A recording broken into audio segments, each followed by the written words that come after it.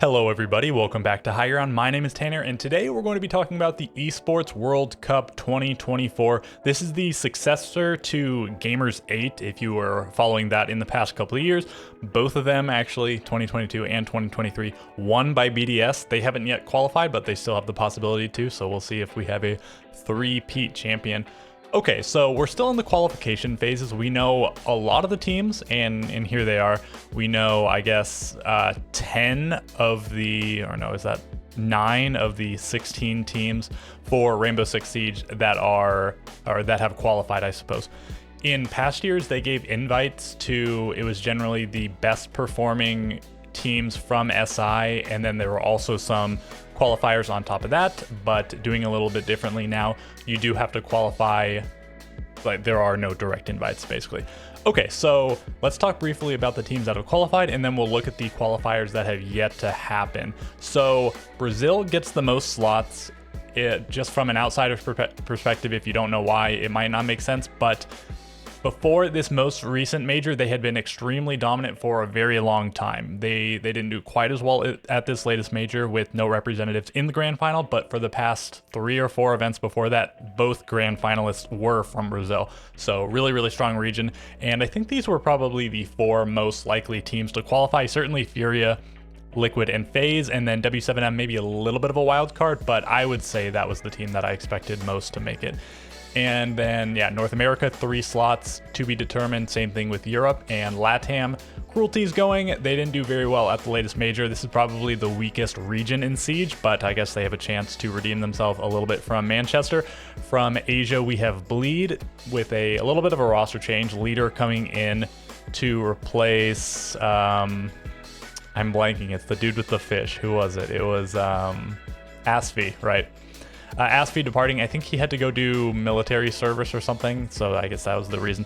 He was he's left, and then Leader, yet another globetrotter, keeping up with the likes of Alfama and some other people. He's played in Europe, he's played in Middle East, North Africa, MENA. He's now played in Asia, or is about to play in Asia. I guess he played the qualifiers, and well, going back actually to the Middle East to play in the Esports World Cup. So yeah, Bleed, I think certainly the most expected representative for Asia. Maybe Fury could have made their way in, but no, Bleed was certainly the favorite.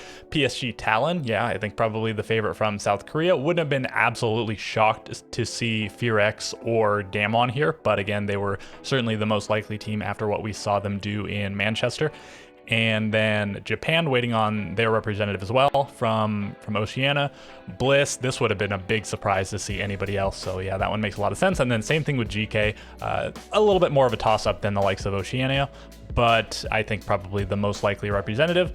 And Frenchie, new to the roster, replacing Blaz, who went over to G2. Okay, so those are the teams that have already made it through. Let's go take a look at let's start with Japan, because I actually haven't looked at that. I know which teams are in Europe and North America, but Japan, let's go see. I think Scars is probably the favorite, with maybe Cyclops, but let's go take a look. So how far have they played through? Because North America and Europe, they're into the closed qualifier, and actually today, when I'm recording this video, Friday, they're going to be playing at least the quarterfinals. I don't know if they play the semis and or final today. They're pretty much the same way through, so they're into the closed qualifier, and because there's only one team instead of 3 teams like we see in North America and Europe, you have to make it all the way through and win the grand final. So we have Scars, Crest, Cyclops, and Kenotrope. I guess I recognize the other 4. I don't really.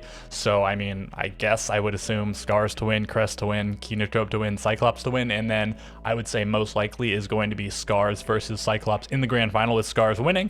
But I could certainly see an upset here or there, and I could certainly see Cyclops taking down Scars potentially. So yeah, that's Japan, and I won't linger on it too much because I'm not nearly as familiar with them as I am with other regions. Let's go over to Europe next up. So Europe has all EUL teams in here. The only one that didn't make it through is Wild, and with 9 European teams and only 8 slots in the closed qualifier, obviously one isn't going to make it through, and I think Wild is certainly the one that makes the most sense to not make it through given recent performances. The way they have this set up is really weird because these are actually all rematches of the upper bracket, some of the last last upper bracket matches we saw in the open qualifier. So like Virtus Pro already played BDS, and Virtus Pro actually 2-0'd BDS.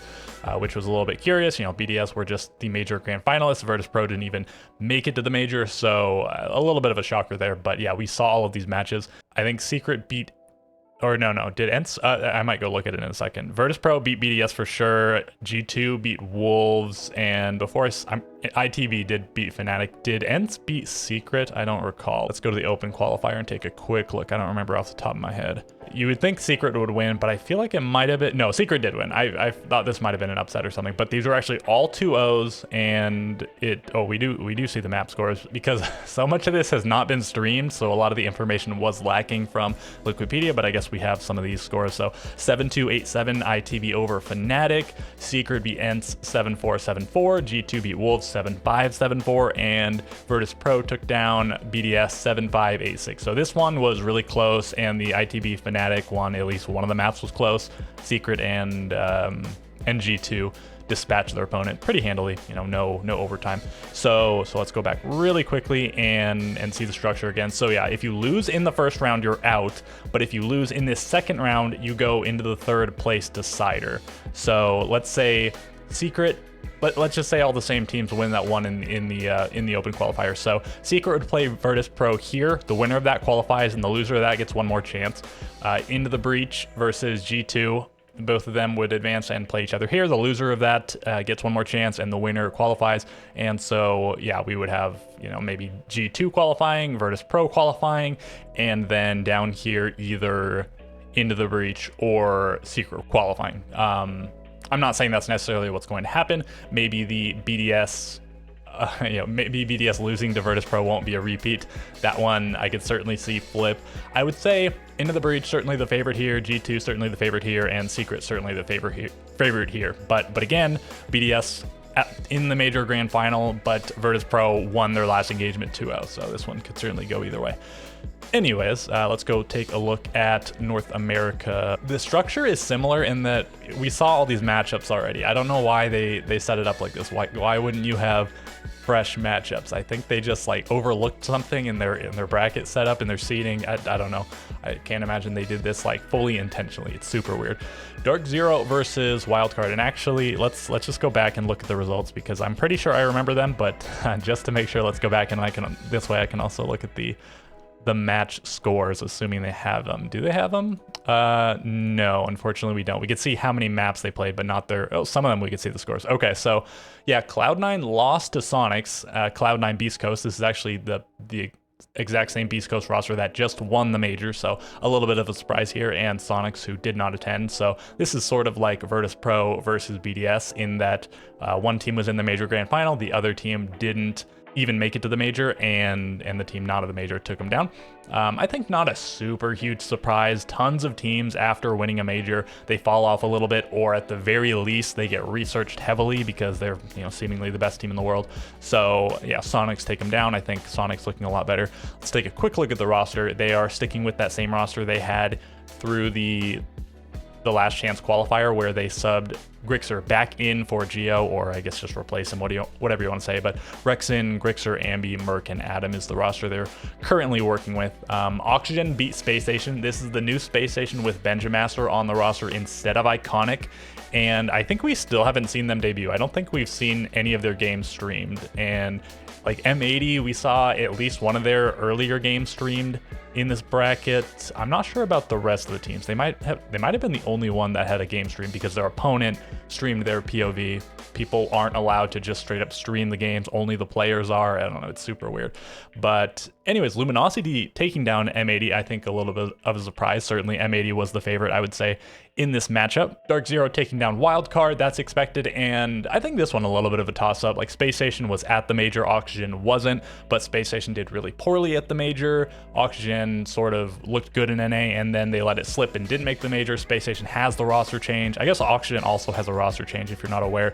They replaced Dream with Hat, so there'll be another team to keep your eye on, see what their roles look like, see how the team looks with a new player. So them versus Space Station, I think in that regard should be one of the really exciting ones, because again, we've seen this Sonics roster, we've seen this Beast Coast roster, Dark Zero, Wildcard, M80, Luminosity, Space Station, and Oxygen are the only two teams out of these 8 teams to have, or no, excuse me, Luminosity also had one change because they had Hat, they got Surf now. So Surf making his return to T1 play. I'm not super surprised. He was generally pretty solid in all of his time in T1. I think it makes a lot of sense for him to get another shot. So yeah, sorry for that mistake. I think yeah, M80 is the same, Dark Zero, Wildcard, Beast Coast, and Sonic. So 5 of the 8 teams are the same. And okay, let's go look at the bracket. Once again, this is going to be the same thing as Europe, so I don't think I need to re-explain it, but just really quickly, if you lose in this first round, you're out, but if you lose in the second round, you get one more chance. Which one had the scores here? This one,